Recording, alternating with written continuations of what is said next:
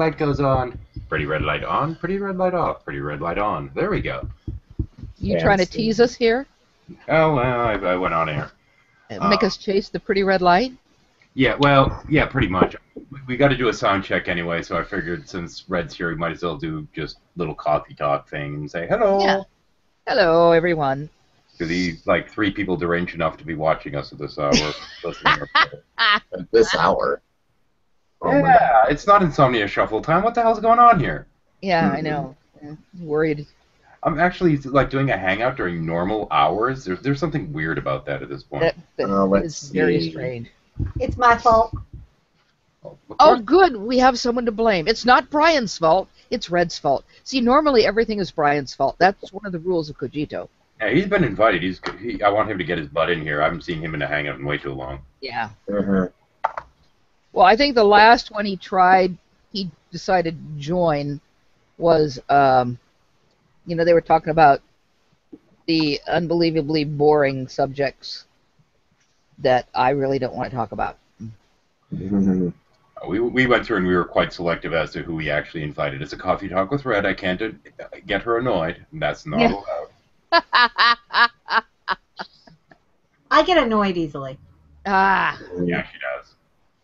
You might not know that from the videos when she seems so composed, but yeah. Yeah. Annoying people. Hey, if you're looking for a hangout, G-Mizzle's running a hangout. Go watch him. Oh, God, no. Really? Also, John Shook's show is on right now. That's probably safer on the brain cells. Yeah, probably. A lot of the stuff that 13 participates in and watches, you don't get to hear me in the background going, why? Why are you doing this? Yeah, that's about the extent of it for most of it, honestly. Excuse me while I go to the bedroom and hide. Yeah, I've stopped participating in things that have a tendency to make me do that. So. Yeah.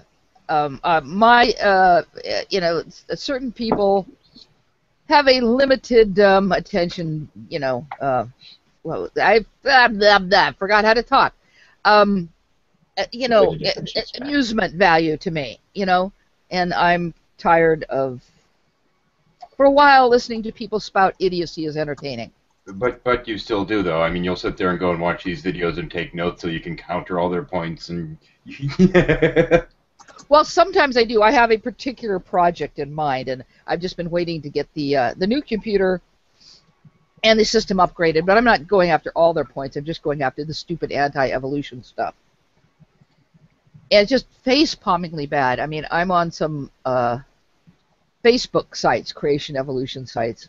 Oh, yes. Me too. And it's just, it's kind of entertaining how they don't get it at all. If you want to counter, the things you think are wrong with the theory of evolution, well, then come up with a reasoned response. Don't come up with crap like, well, Lucy was really a chimp. Yeah. Or what about Nebraska Man? Or what about, What about Piltdown Man? Yeah, well, what about Peking Man? All those bones got hidden. Okay, hang They're on. lost. The only people that believe in Piltdown Man are Scientologists. Oh, well. Yeah. Well, no, the creationists hold it up as like, oh, they like the only major evolutionary hoax. Like, clearly all these other fossils are also hoaxes, right? Right. Well, no, Piltdown Man is the only deliberate hoax that I know of.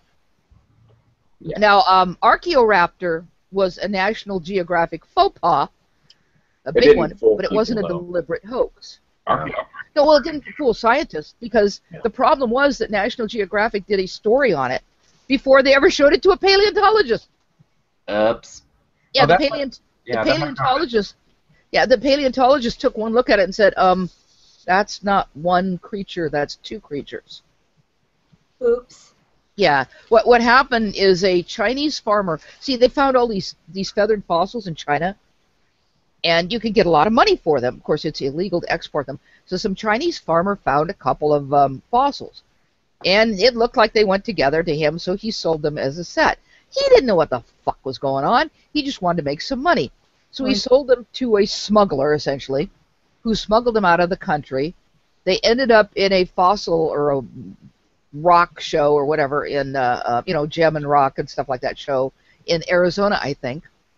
And somebody saw it and went, "Oh, a new creature! How cool!" It got that National Geographic. They were so excited because there's this new animal, Archaeoraptor. It's got like lizard parts and bird parts. Well, no wonder it's half lizard and half bird, literally.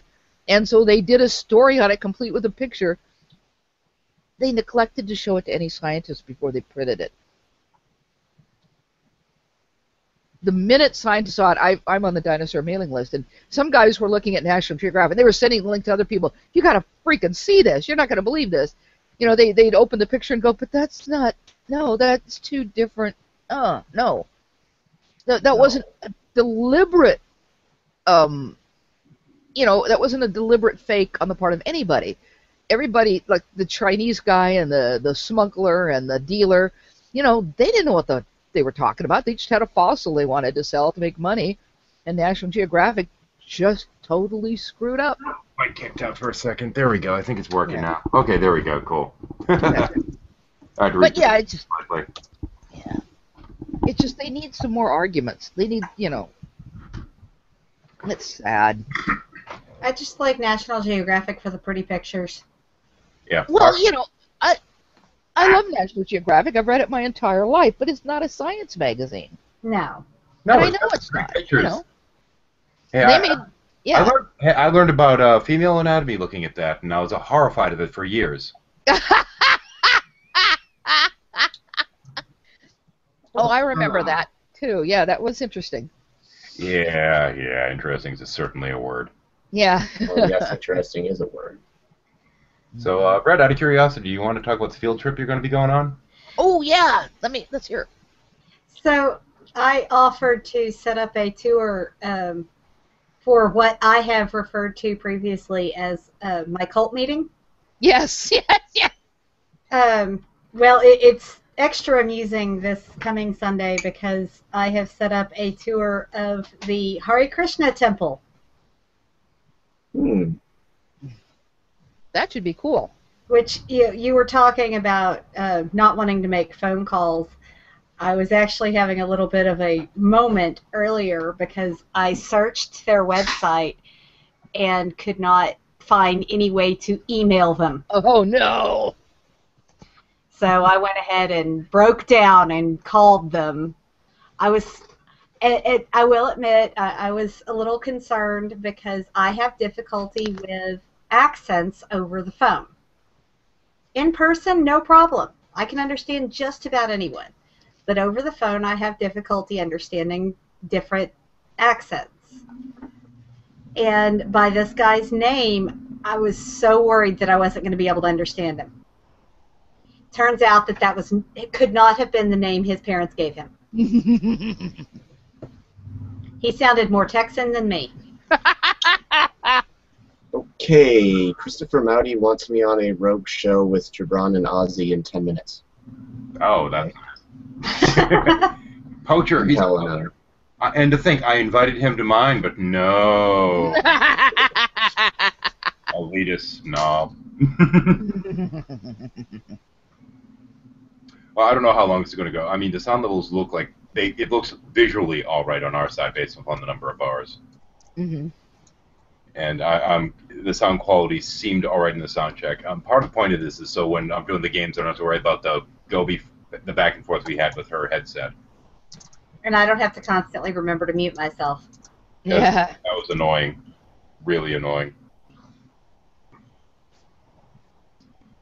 So now we can both talk and argue and fight with each other and have marital spats, and you can all join us. Oh, how much fun! Ooh. But that would require marital spats. Wait a minute. How does that happen? We'd have to make them up. Well, damn it, honey, why do you keep leaving the lid up? Oh, wait, shit.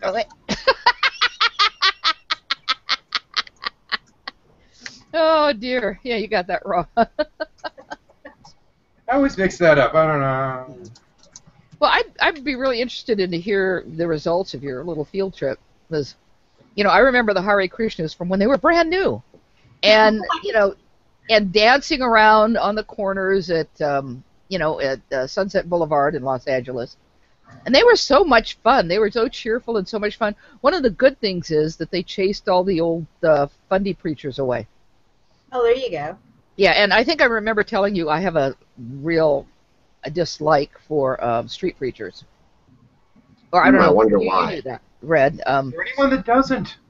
Well, when I was a teenager, we used to go to LA to hang out. And we'd go to, like, yeah, I think you told me Sunset about Boulevard, Wilshire Boulevard, and they had these street preachers there. And, of course, then those days they didn't have bullhorns, fortunately. But what bothered me about them, here we are, teenage girls, obviously teenage girls, and the street preachers would see us, and they'd start preaching about fornication. And the way they did it, they would, like we're all sluts or something like that. At the same time, their eyes and their mouth, they were practically drooling. Oh, And we're like 15 and 16 and 17, and it was very uncomfortable. We'd get away from these people as soon as possible, but it happened with so many of them. It was like they saw a teenager and they thought we were immersed in sin or about to immerse ourselves in sin, and they had to warn us of the dangers of fornication while staring at our breasts. Thinking. Yeah, like I said, while staring at our breasts. So I just basically, and there's a little part of my mind that says street preacher equals pervert. Mm-hmm. And so I don't like it at all. And I admit that it's a bias, but it's a bias coming from teenagers. And God, those people were creepy. Ugh. The Hare Krishnas were a great improvement.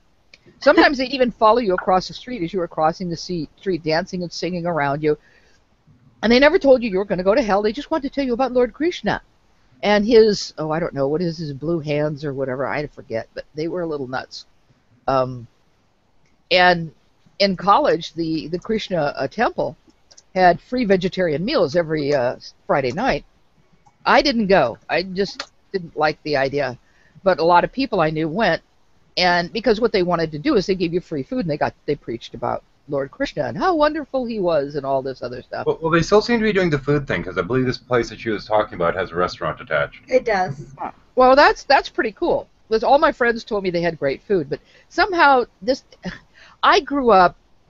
I had a lot of relatives who had a lot of problems with alcohol, and I grew up listening to all the stories about how people would go to get help, and all the places they used to go in those days were these damn Jesus Saves places. Right. Mm-hmm. And they had to listen to the damn preaching before they'd give them a cup of coffee. And my family would always bitch about this because they would point out all that does is turn people off.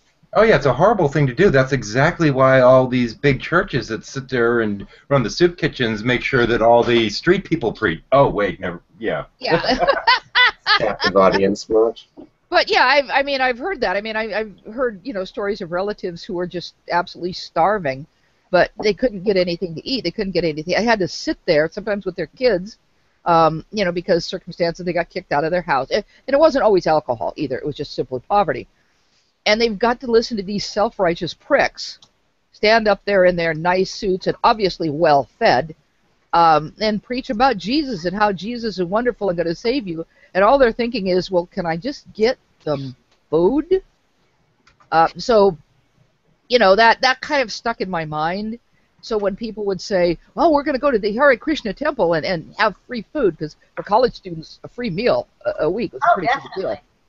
So I just declined. Plus, I had parents. I didn't really need free food. I wasn't in that position. I did notice that on the restaurant's website, they do list prices, but there's something along the lines of, in keeping with our tradition, the prices are a suggested donation. Right, and I think that's pretty cool. I also think that they've changed a lot. I don't know if you know this, Red, but you can probably look this up. I don't remember how many years ago it was, 10, 12, 15, I don't know. The Hare Krishnas went through a huge child abuse scandal. No, I didn't know about that. Really? Yes, the children were kept separated in different classes, and they were being sexually abused. Oh, lovely. And this was at their big temple, I think, in Tennessee or whatever. I don't remember. Wow. But they went through a huge... when people always go, they talk about, like the Catholic priests, I think they're forgetting that all these other groups have been through. The Hare Krishnas went through a huge child sexual abuse scandal. The Jehovah's Witnesses are going through one now, but they're trying to hush it up a lot. Of course. You know, and then the Boy Scouts had their secret files of pedophiles that they didn't release to anyone. Secret files are okay, yeah. Yeah, you know what I mean. Pedophiles. Yeah, the pedophiles. Yeah, Yeah. that's exactly what they've been called. And so this is just every freaking where. That's the scary part. And I mean, if you could go ahead and make jokes about Catholics and priests and stuff like that. Let me cut in for 1 second, just for the sake. I do have Q&A open, but this is not Insomnia Shuffle. This is limited invite only, special invite only. It's very rare that Red's on a show, and we generally don't invite just general public to those. But thank you for your request, I guess. Sorry, go ahead, Jade. Yeah, but the only point I'm trying to make is, yeah, it's fine to make jokes about it because it certainly is a big scandal and everything. But sometimes the way I see people making jokes about it is as if this is the only place this is happening, when it's happening everywhere. It's happening in the schools. It's happening in other churches.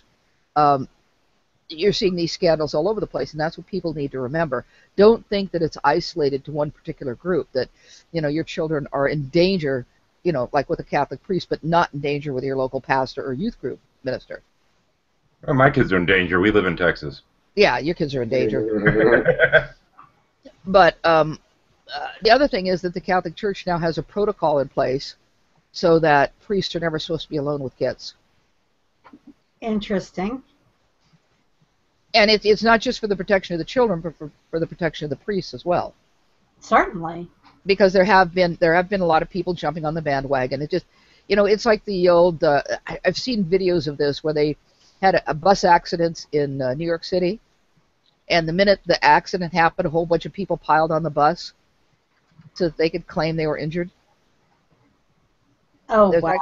There's actually a couple of videos out there like that. And unfortunately, when things like that happen, with a bus accident, it's okay, fuck the bus accident. There are a bunch of people who, you probably know about the 9/11 scandals now. Which one? People claiming to have been in it? Yeah, well, no, people who were claiming to have been injured during 9/11, and like one guy couldn't move or whatever, and they caught him playing golf. They caught another guy, jet skiing. They also found this group of, and these were police officers and fire officers, and even a group that were teaching other people how to fake it. Mm-hmm. And they're now bringing them all in. The problem with things like that is it belittles the people who really were injured, and that really pisses me off. It's the same thing with people who claim fake abuse charges. I really think that they need to do some jail time because it belittles the people who really were injured, So.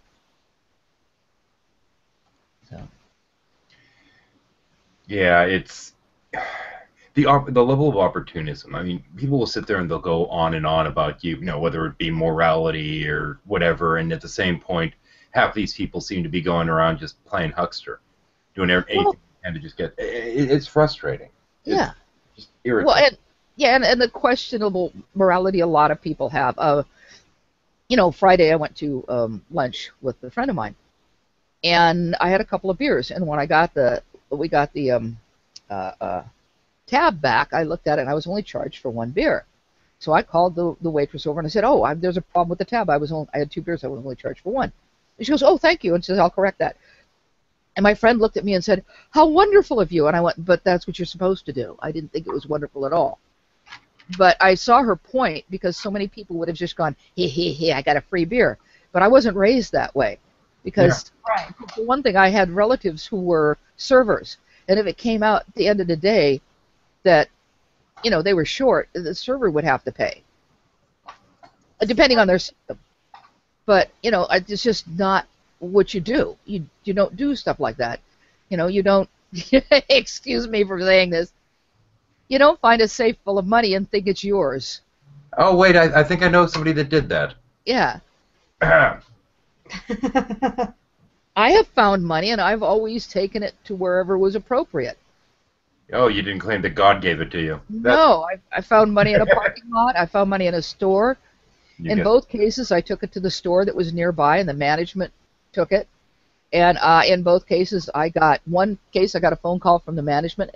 Another case, I got a phone call from the people thanking me for returning their money.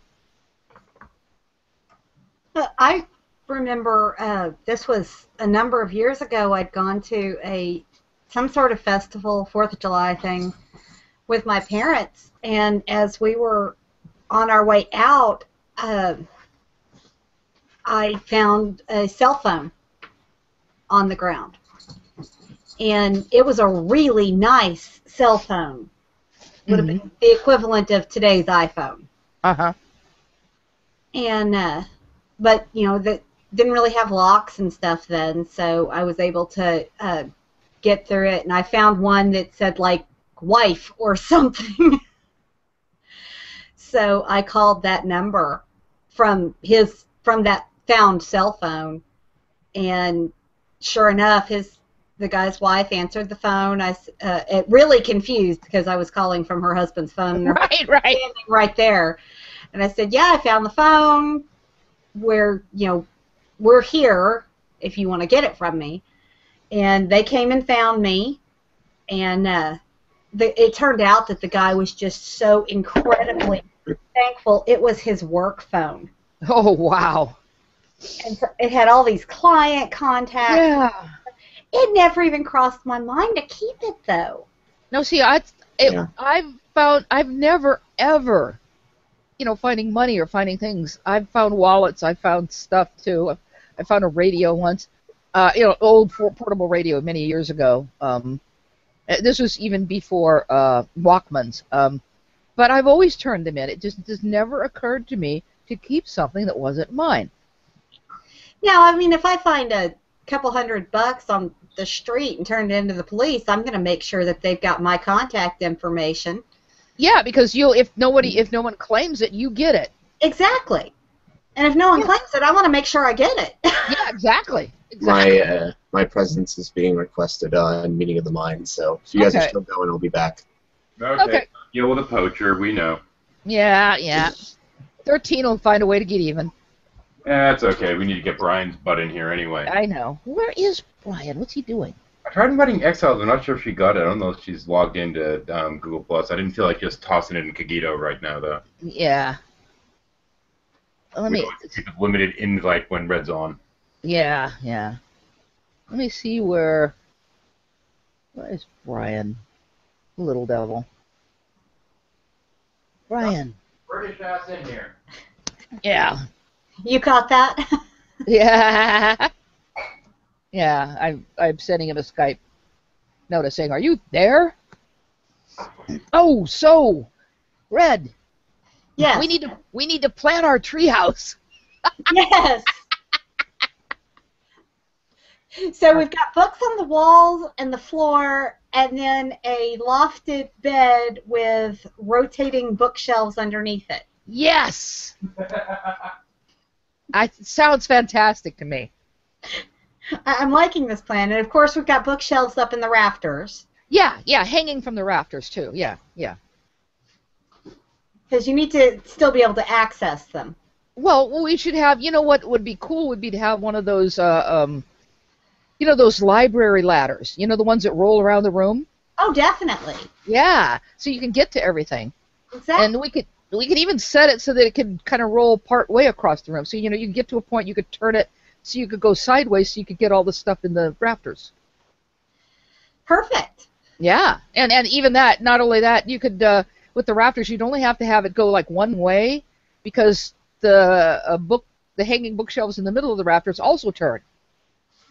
Hey, there you go. See, so you could you wouldn't have to. So if you've got the ladder going around the room, you can reach some of the stuff on the ceiling, right? But you can also turn that around, and then if you have it go sideways down the center of the room, you can also turn that stuff around, and that way you'd be able to get to everything.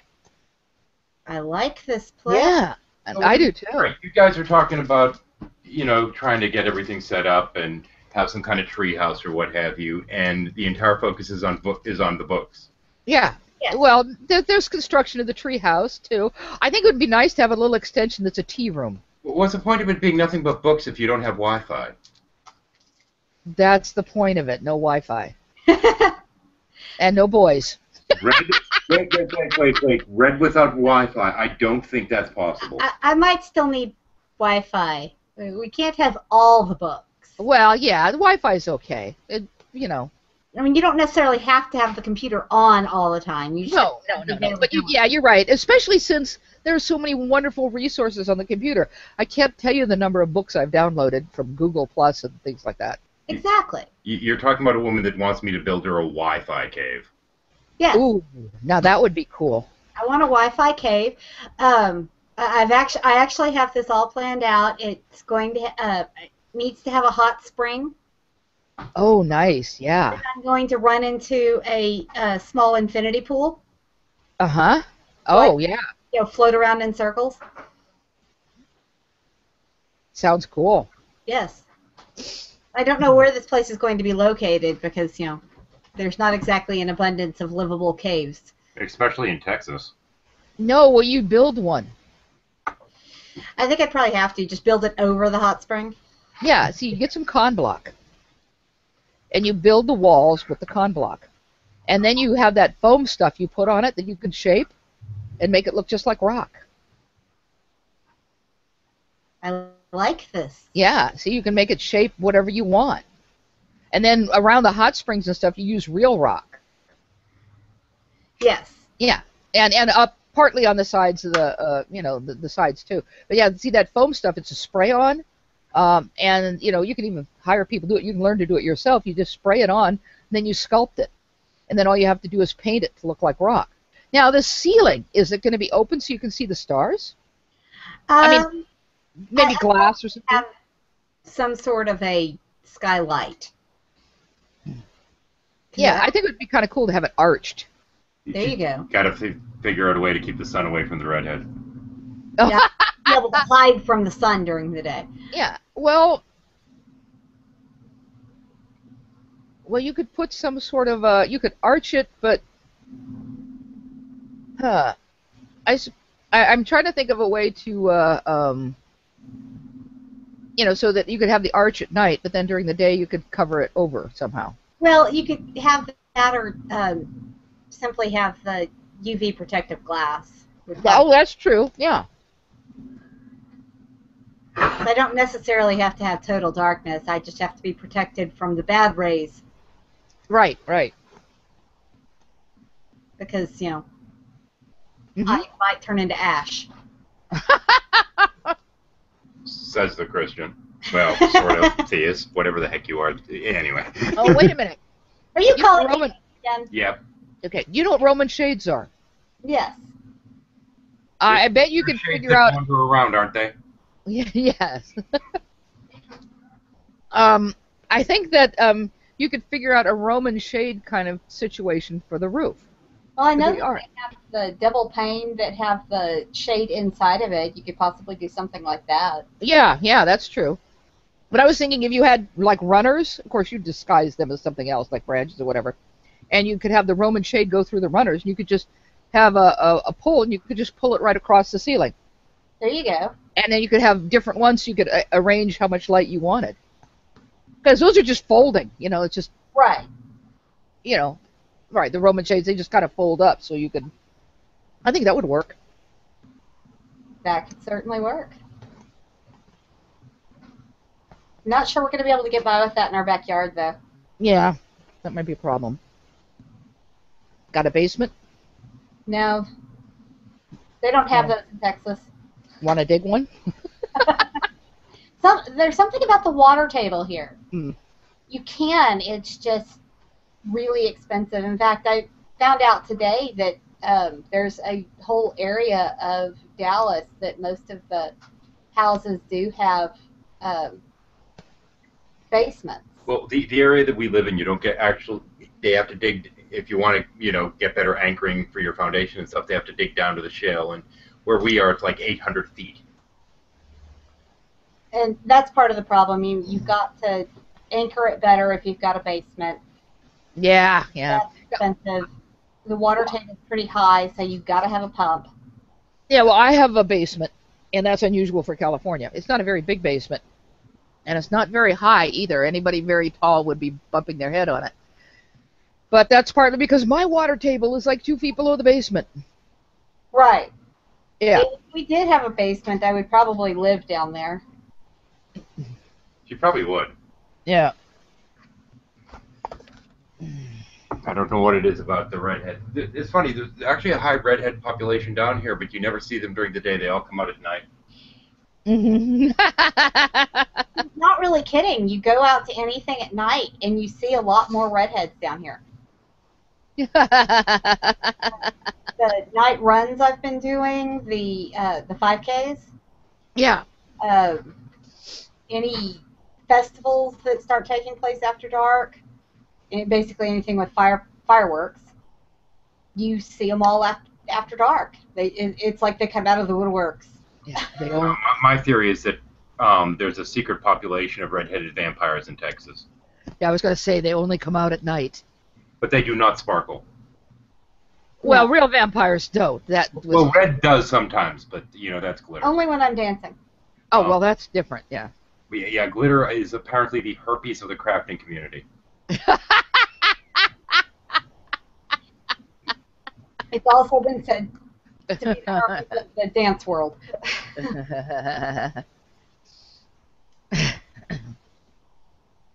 It's amusing because one person in the troupe will put glitter on, and all of a sudden, every person in the troupe has glitter on. Well, we Brian. haven't each other. Yeah. Brian said he's finishing up some comments, and then he'll come in. He's been finishing up comments for how long now? Yeah, I know. Well, You talk too much in comments, even.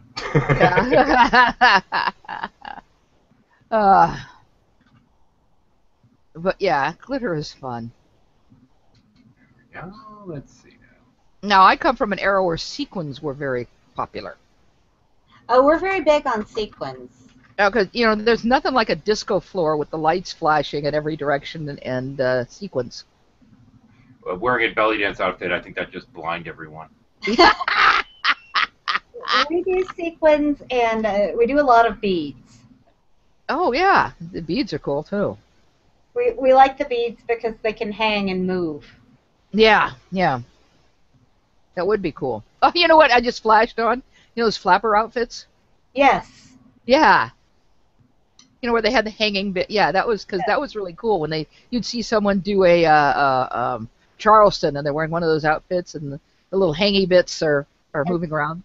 That's what we should do next time you go for one of those weird photo shoots over at our friends' houses. You should get a flapper outfit. That'd be fun. I have a flapper dress somewhere. You do have a flapper dress? Somewhere. I've never seen it. I don't think it would photograph very well. It's all black. But I've never seen it. That's just wrong. Yes, you have. I wore it to church for Halloween. Oh, yeah, I forgot. Sorry. Well, I don't know. I would think black with your coloring would look really good. It does. It just not doesn't photo. sparkly. It's Yeah. hard. It's harder on that photograph. Yeah. We have a friend that does a lot of photography, including some boudoir photography. Uh-huh. The thing that we generally get in, I shouldn't say we, but she generally gets in on is photographs with weapons. Oh, cool.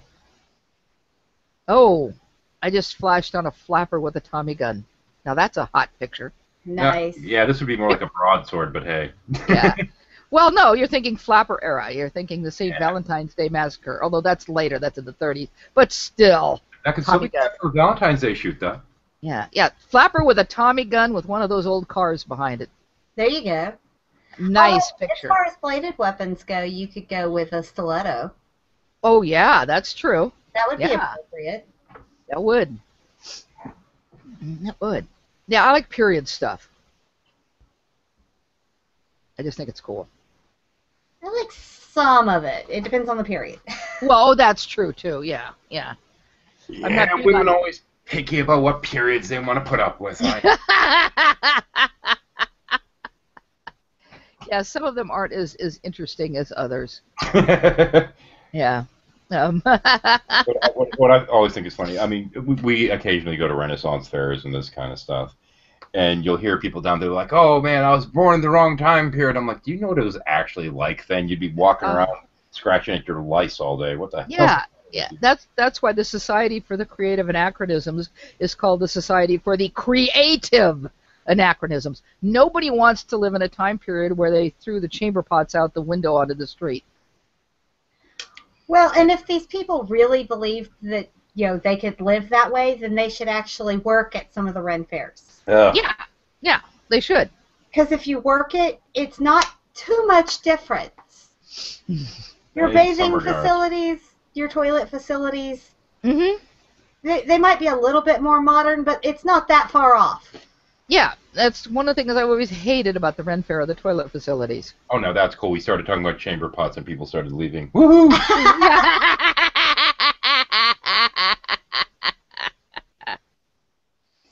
Yeah. I love the Ren Fair though. Other than that, Yeah.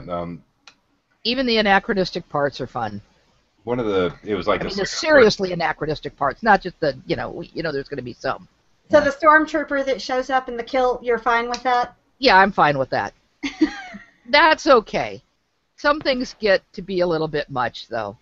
It was. I think it was the second or third time I ever went to a Renaissance fair. It was actually one down here at Scarborough Fair, and I went there with two young ladies, both of which were wearing peasant garb, and I had leashes on both of them with collars. And one of the girls says to me at one point, she says, "Well, is it okay if I hold the leashes?" I'm like, "Yeah, whatever." So this big guy, this enormous black guy that's done up with, the theatrical eyes and big bat-like wings and all this stuff, done up with this massive devil, bows before, and I'm like, I take off the collar, and I hand it to her, I'm like, put it on him, and she's like, no, it's too weird. I'm like, you fucking suck. You are so boring. I'm not sure what I just came in on, but it appears Renaissance fair. I arrived at the right time. Wenches on leashes. Yes, we arrived during the Renaissance. Wenches on leashes, yes. Yeah. Yes, wenches on leashes. Wow. Right. How are you doing, Brian? Good. Much better now. Yeah. Yeah, much better now, thank you.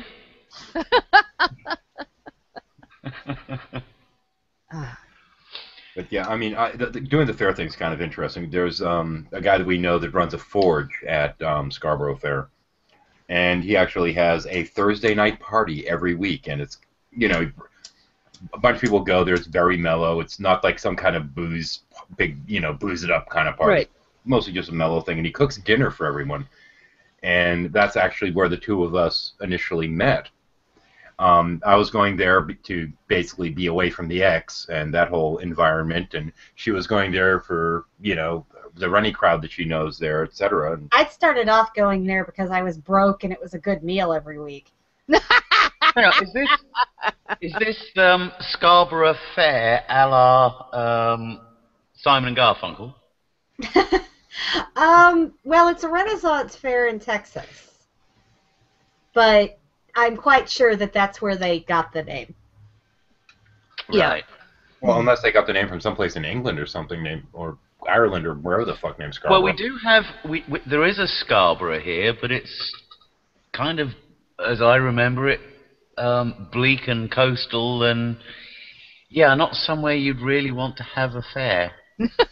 Or maybe that's where you really need a fair. Or it maybe could it's be the right. place you go to have an affair. I don't know. Yeah. I was going to say Well, that it's would bring, certainly remote enough. yeah. I was going to say that would bring a different dimension to the idea of a Scarborough Fair, some place that is bleak and remote and horrid, except for the times when you have a fair. The Scarborough Fair brings light and happiness for a change. Yeah, who knows? Yeah. We can make up our own stories. What the hell? Honestly, I've never looked into the history. Yeah, I haven't either. I'd rather make it up.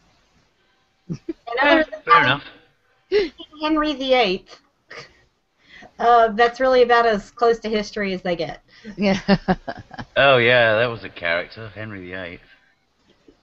I will admit there was a strange moment for me at one of the Thursday night events because the man who plays King Henry at the fair was at the Thursday night event. Obviously not as King Henry. Right. And after we all ate, because we're just spread out around the house, sitting on couches, tables, wherever, and he eats and then proceeds to walk around gathering people's dishes and goes to the kitchen and washes them. Nice. And you're like, Henry VIII? What? Henry just washed my plate. Yeah, that's not something Henry would have done. No! But it's weird only seeing him in the royal garb out at fair and then seeing him at some guy's house doing dishes. Yeah.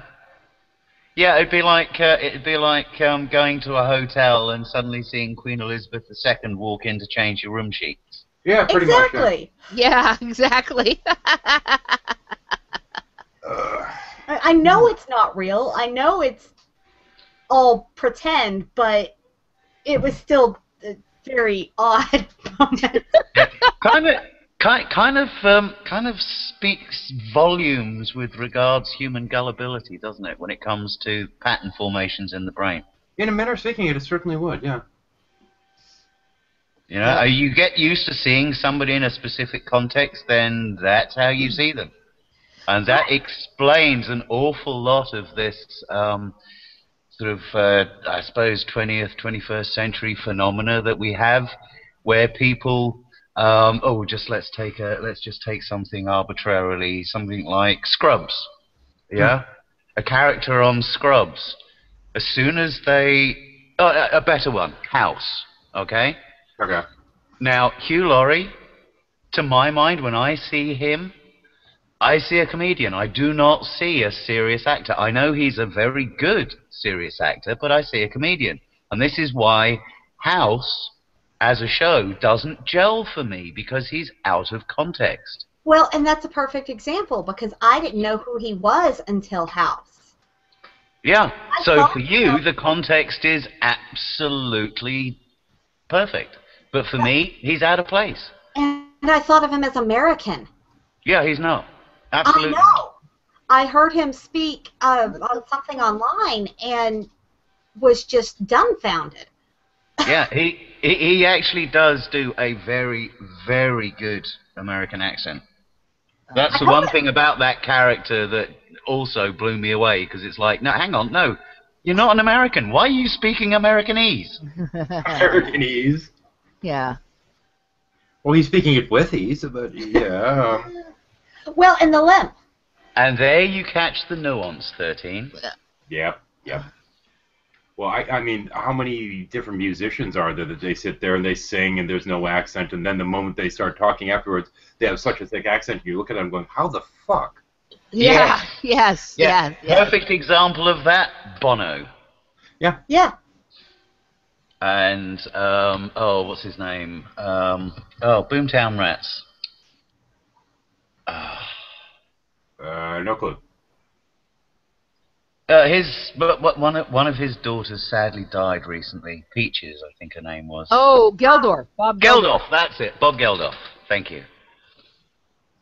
Yeah, but it's just interesting how different some people can be in terms of, you know, getting into a character or when they're singing versus non-singing or what have you. It's just, it kind of boggles the mind sometimes. Yeah. Well, I've run into that a few times with acting. When I was in high school, people who didn't know me but had seen plays that I was in.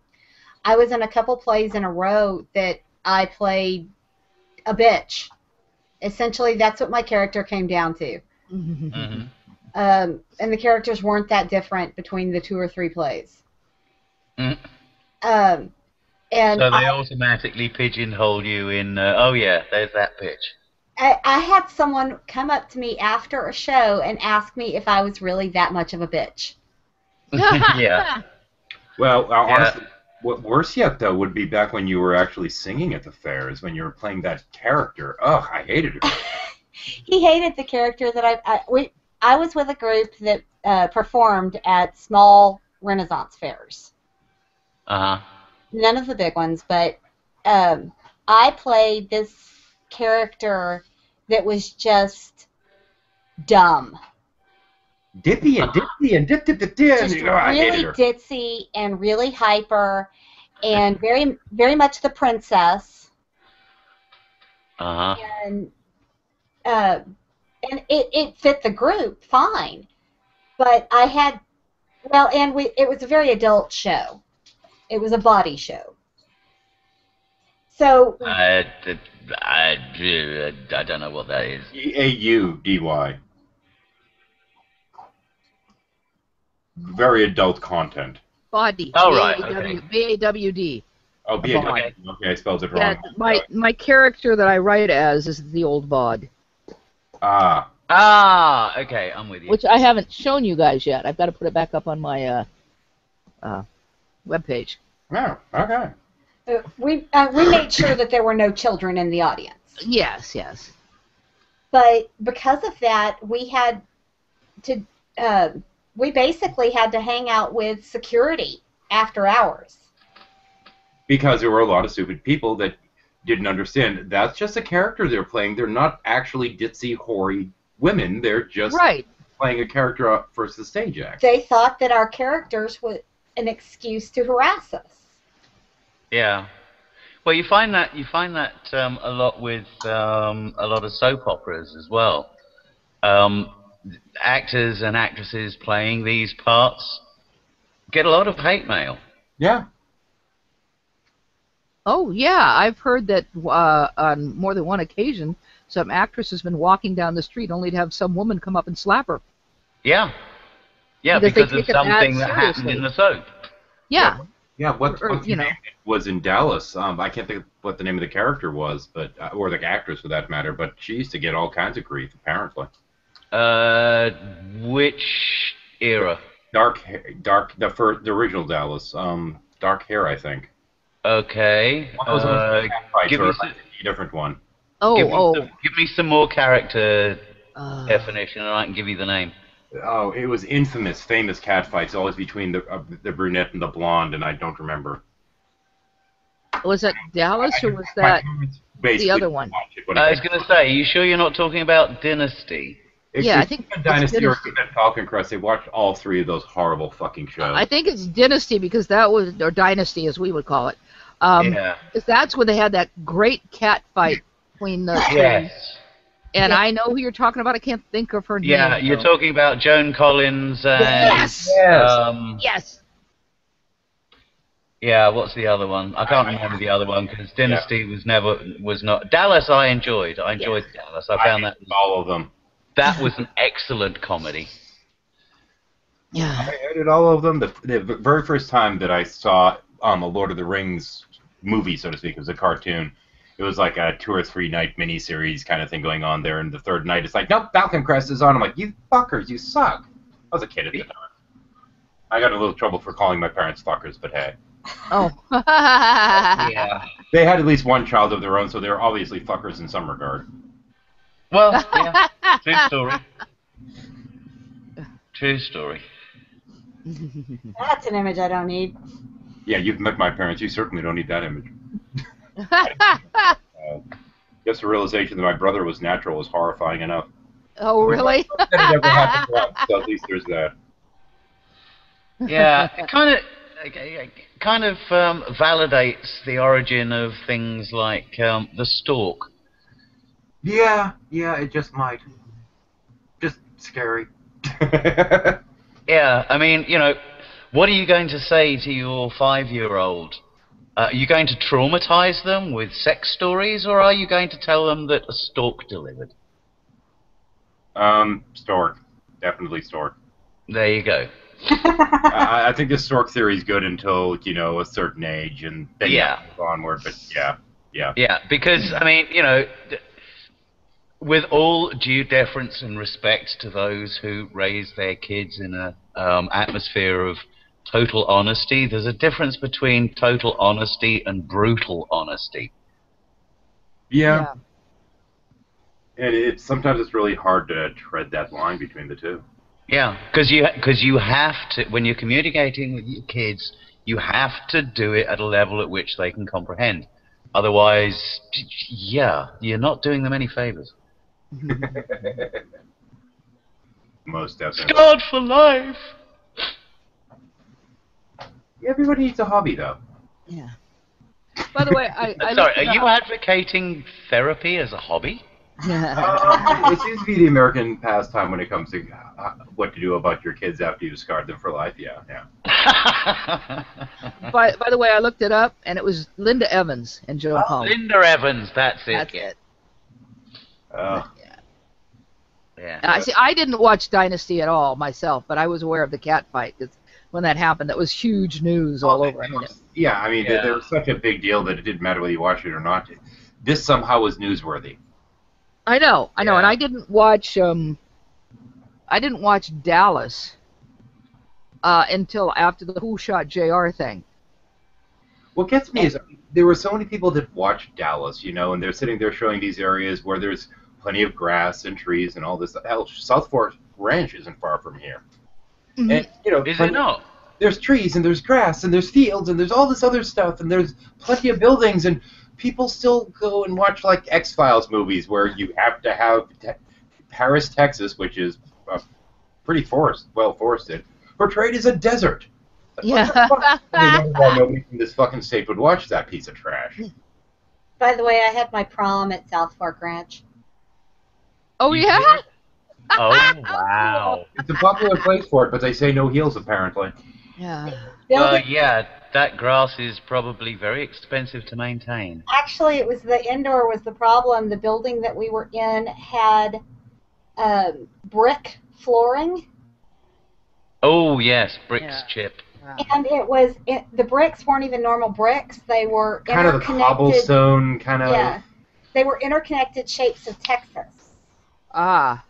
and they dipped down on the sides. Ah, yeah. Hmm. And Twisted ankles. Vanity nosedives, yeah. Yeah. Yeah. every class that we had that had seniors in it, we were told, the girls were told, do not wear stiletto heels. Do not wear stiletto heels. Right. And I swear, at least 75% of the girls who showed up in these 3, 4, 5-inch heels, Mm-hmm. which all lasted about 5 minutes, and everyone was running around barefoot. Mm-hmm. Yeah. Oh yeah, yeah. I Now was I was happy in my ballet shoes all night. yeah, good for you. And probably giggling at the girls that decided to wear heels anyway. Oh, completely.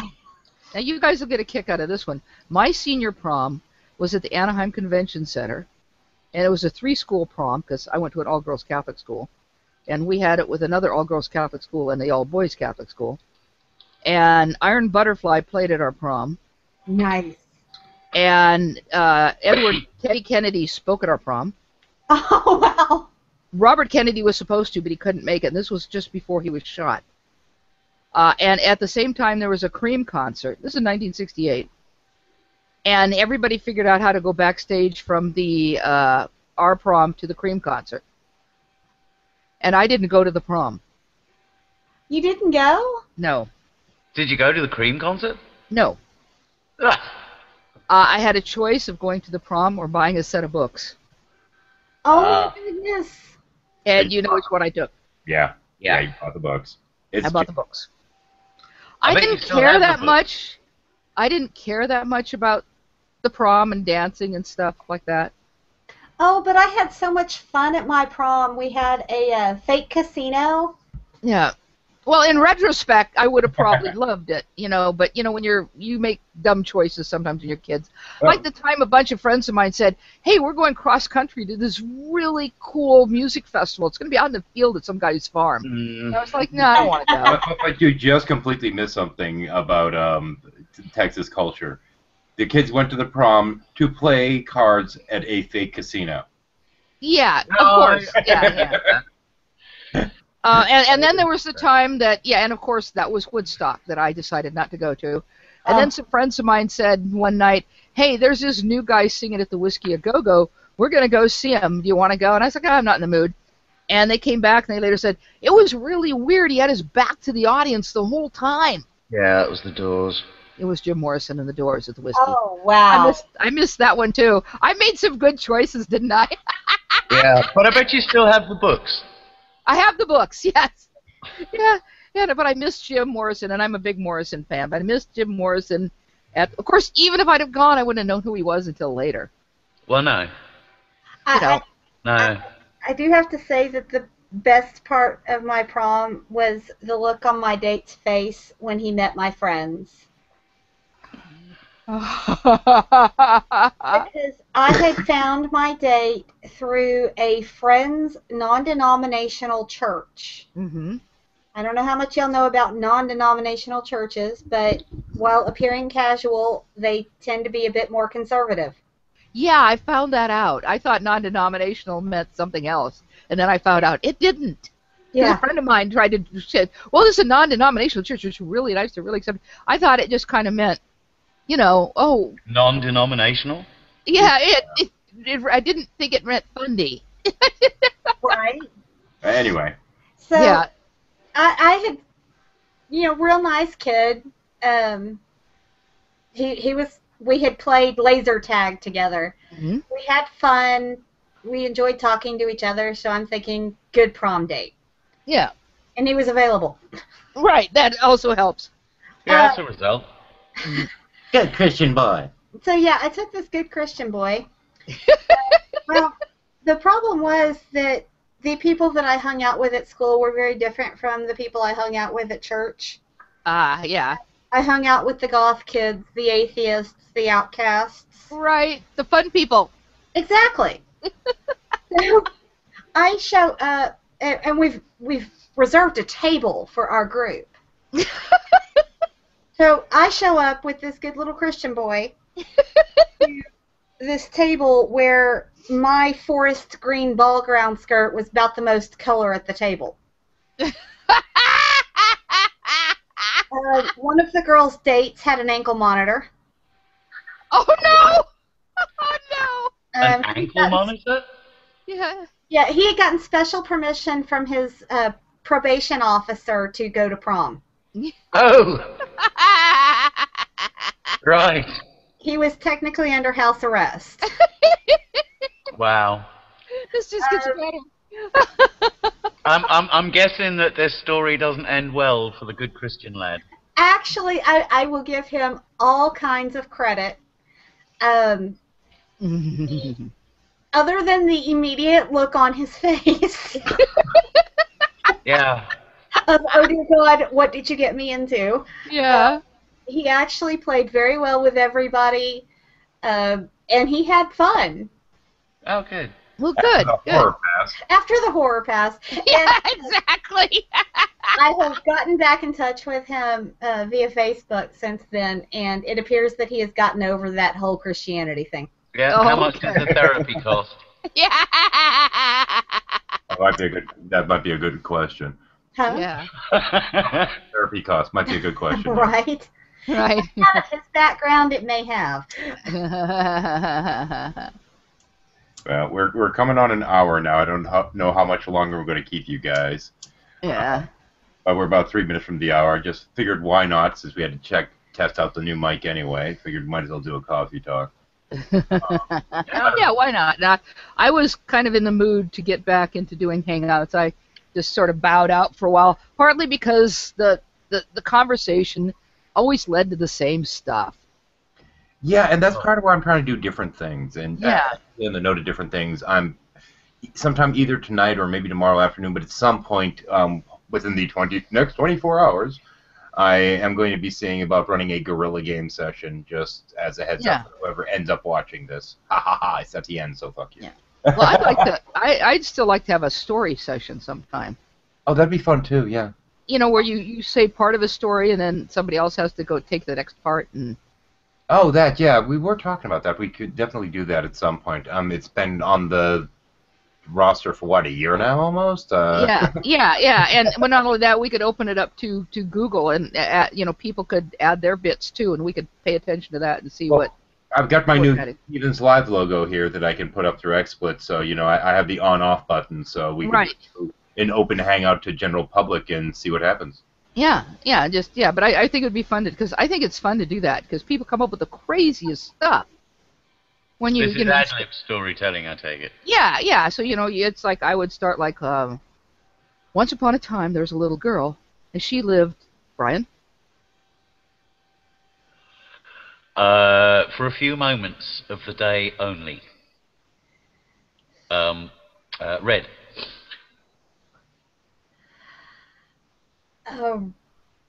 Right at dusk, she came alive.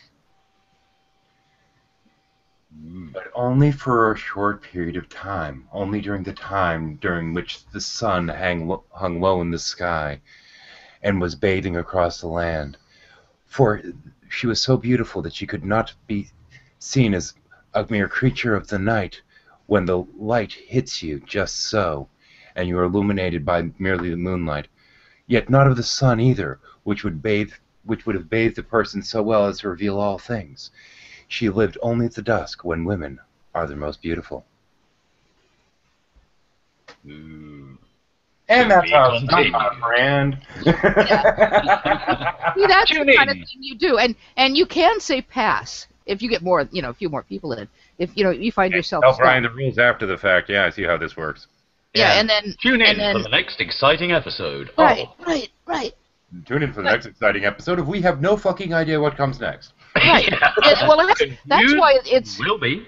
that's why it's fun to have people on the outside throw in something like in one case, I was telling a story, and see what I used to do is I used to have people write little things on a card. I had a whole bunch of my mom's old antique store cards. Of course, now I keep them because, well, they're the only ones I have left. And they're just regular little cards, and so I would put them, and I would just write a thing, not a specific thing, but like a thing. And so I'd say, so once upon a time, there was a little girl in the forest, and she was surrounded by, and I'd pull a card and go, refrigerators. Now, refrigerators aren't what you think they are.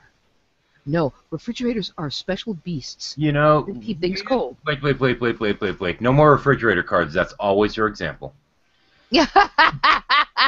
I'm taking away your refrigerator card. You're taking Really? away my That's the first time I've heard it played.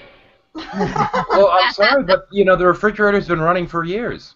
You better catch it sometime. I know.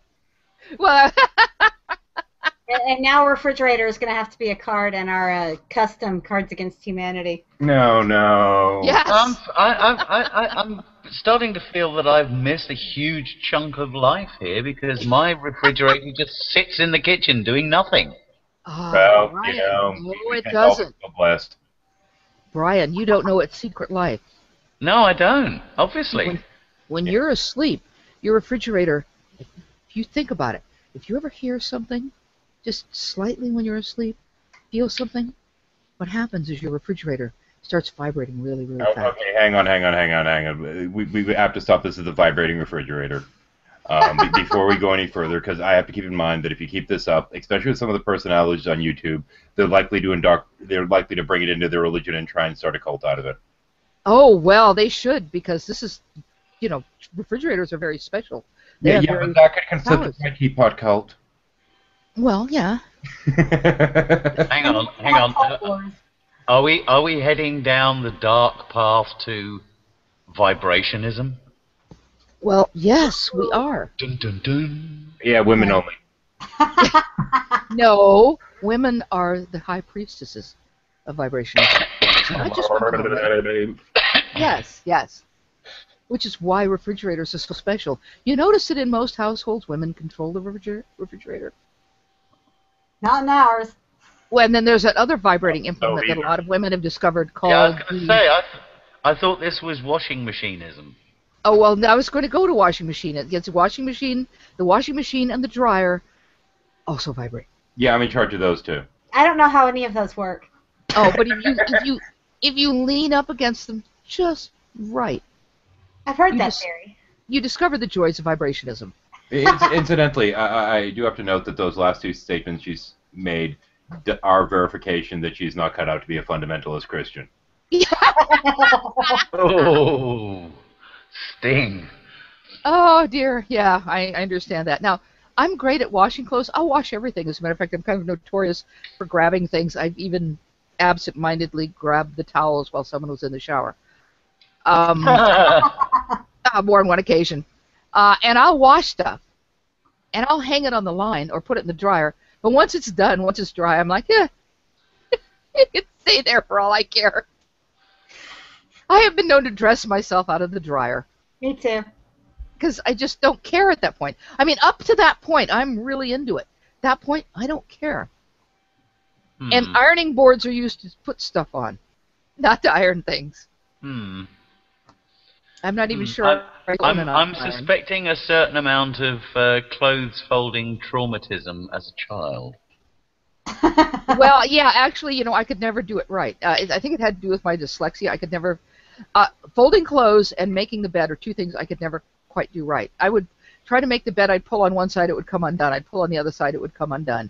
And I'd get so frustrated I gave it up. So I've made this very clear to anyone I've ever been involved with. If you want the bed made, you do it. Well, But hang on.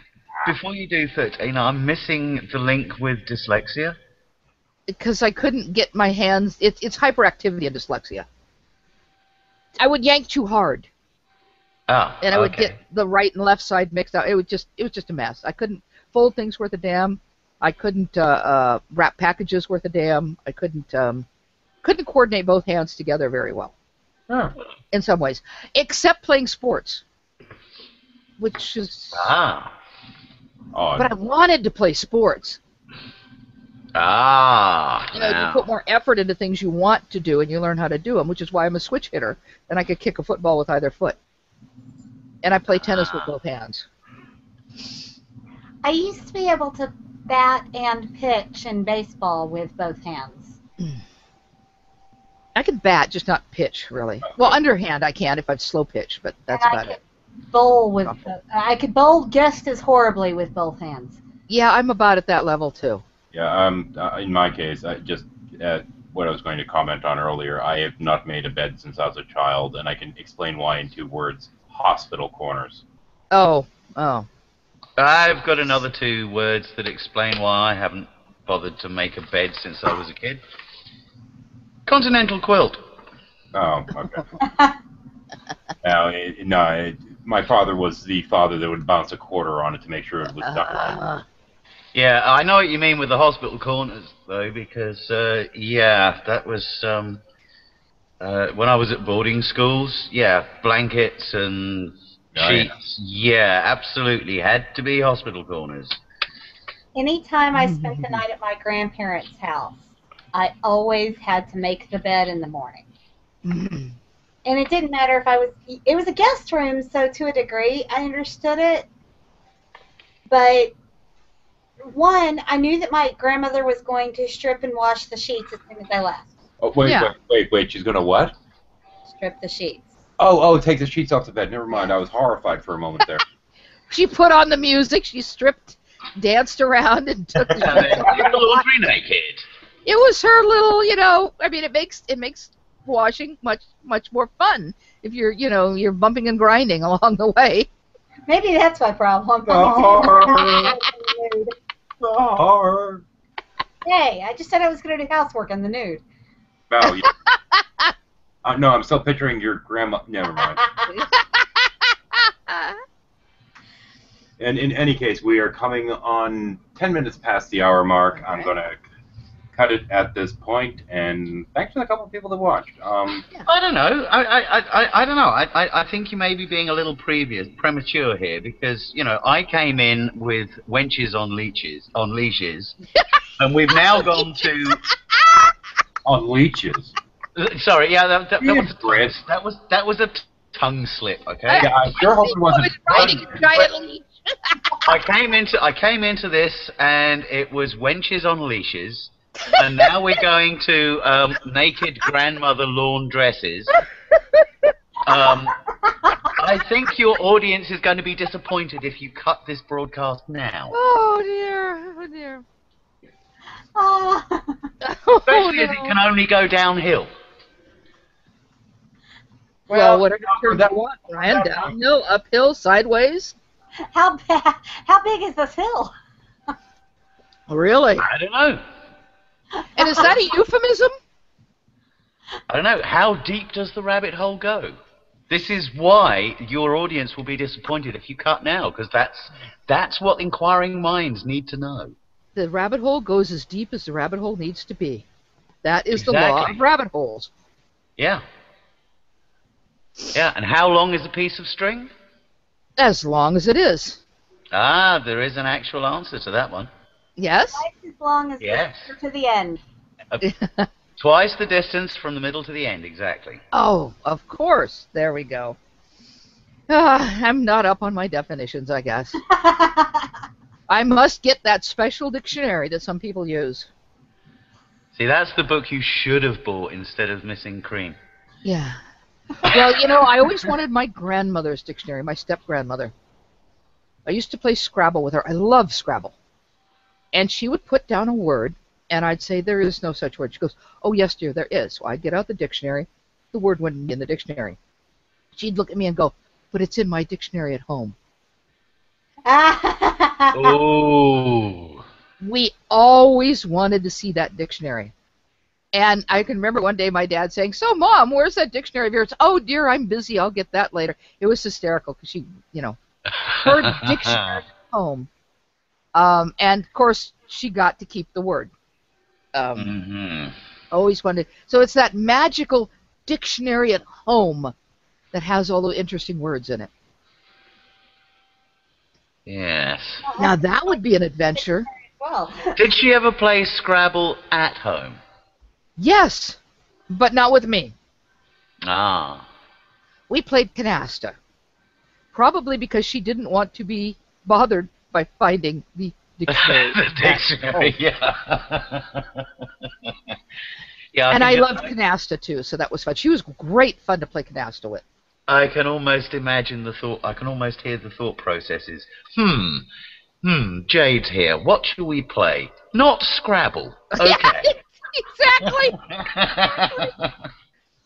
Exactly. Oh, I think one day I mentioned Scrabble, and she says, "Oh dear, I don't know where that Scrabble set is," and I'm looking at it.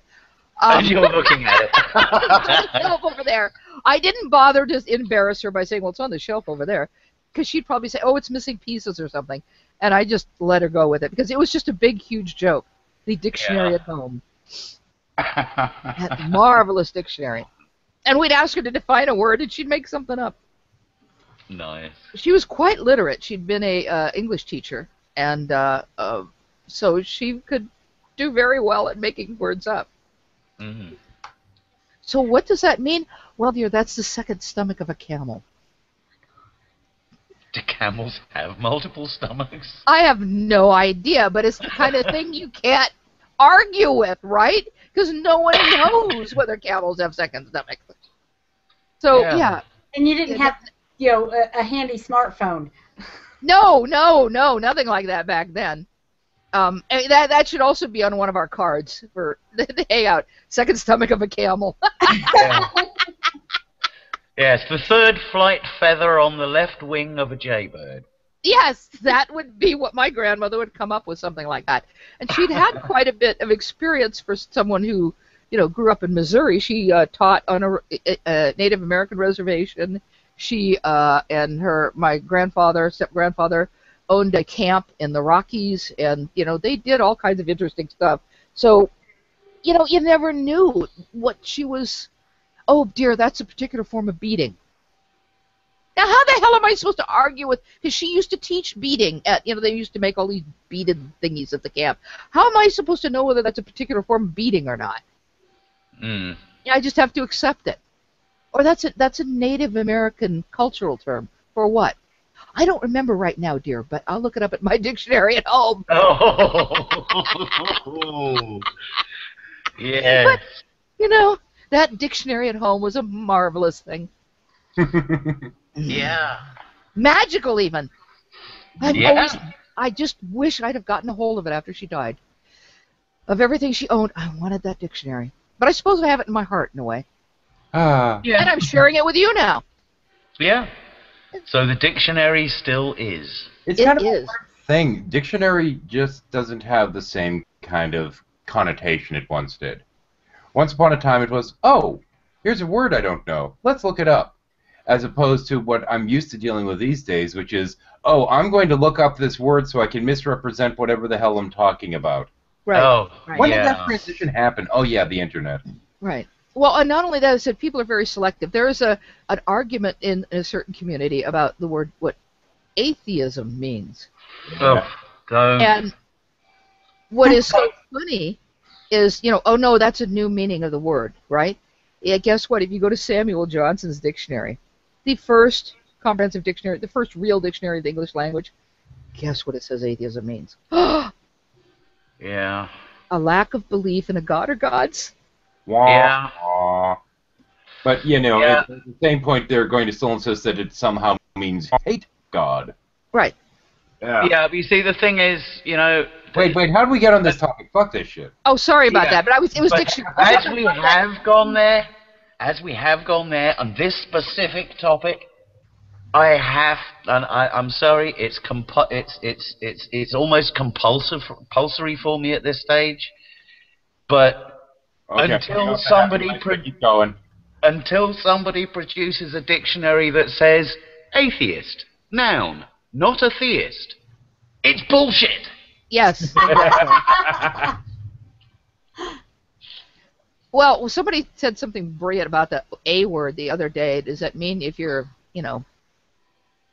A doesn't always, the prefix A has lots of different meanings. It doesn't just mean against. Yeah, it doesn't just turn it into an antonym. No, it doesn't. And if you look it up especially if you look it up in an etymological dictionary, and I have the Oxford etymological dictionary here. I have the one that has 4 pages printed on a page or something like that. So it's very tiny print. Oh, but I do have it. I have to point out there was somebody the other day that was insisting that in illustrating what the A does in front of a word, they tried using amuse. Yes. They're wrong. Not only that, I know who you're talking about. That was that one hangout. Yeah. Not only that, if you look up the word amuse, it comes from the French. Yeah. Sorry. Yeah. And when it comes to the A word, the actual antonym is on theos, not theism. Right. Right. Well, and it just as there was somebody upset the other day about being called a Gnostic theist because they were relating Gnostic to Gnosticism. Yeah, again, fail. Right. Words are complicated. We have words in English. I love English. It's a wonderful language. And as I've said, 2 of my favorite quotes are English, the result of Norman men-at-arms trying to pick up Saxon barmaids. Yeah. Okay. And the other one is English doesn't borrow from other languages. It follows other languages down dark passageways, knocks them over the head, and goes through their pockets for loose grammar. Yeah, for loose grammar, exactly. And that's what English is. But we have words that are spelt the same that mean completely different things, not opposite things, just very different things. We have words that sound alike that are spelt differently. Look at the word bow. Oh my goodness. Am I bowing to someone? Is it the bow of a boat? Or is it a bow of a tree, which is spelled differently? Or is it the bow of a tie? Yeah, it's just it's a wonderful language, but it's also complex, and so you can't tie words down. On top of which, another saying that I really like is the dictionary doesn't make words; words make the dictionary. Yeah. Yeah. And language is a living, breathing thing, and it's constantly changing. The dictionary only shows a moment in time. And I'm not saying we shouldn't use dictionary definitions, but if you have a population, for example, that defines itself in a certain term, and that term is common within that population, it doesn't matter a flying frog what the dictionary says. No, that's true. And also, when it comes to new words, we invent new words to cover gaps in the lexicon. Right. I mean, just look at computer. And I actually had somebody, it's one of the comments that I was responding to before I jumped in here. Somebody actually trying to say to me that, giving me how new words come into the language and using that as a reason why atheism, theism was a dichotomy. And totally ignoring the fact that, hang on, this is exactly the process, by which words and terms such as ichtheism come into being because they fill that gap in the lexicon. Were you fighting on an Agent of Doubt video by chance? Yes, it was on. I called it. And atheism and other terms. Yes, atheism. Actually, it's APA. What? It's actually APA, apatheism. Oh, is it? Apathyism, Oh, yeah. sorry about that. But that's why these terms, or theological non-cognitism. Yeah. Because it fills the gaps in the lexicon. Because people have the right to define themselves, which is why I get a little annoyed with people who try to say people aren't agnostics. You must be an agnostic atheist or an agnostic theist. No, you can simply be an agnostic. Yeah, and who the fuck are you to try and tell me what I define myself as? Exactly, especially when you can look at the word historically, whether you're looking at Thomas Huxley, who invented the word, or to the logical positivists who have a different take on the word than Huxley did, or so on and so forth. Kind of don't know, don't care. So Yeah, and it's just like if someone wants to define themselves as agnostic, fine, leave them alone. If someone wants to define themselves as an agnostic atheist, and some people think, well, that's stupid, you're just an atheist, leave them alone. You have the right of self-definition, especially when you describe what that means. It's Yeah, one thing to say, exactly. well, what does that mean? What does it mean to be an agnostic atheist? And, that's fine. If you don't like that term, then just don't use it. Just Yeah. avoid it. Yeah.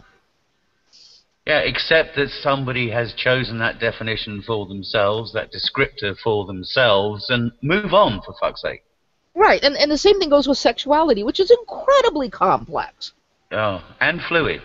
And fluid, yes, it is fluid. hang on. Seeing as you came, We're trying to get back to wenches here, heathens. Yeah. Sorry. came in at a reference to wenches and collars and chains and all this stuff, and you just started talking about sexual fluids, I think this is where I'm going to cut it because both are incidentally funny. And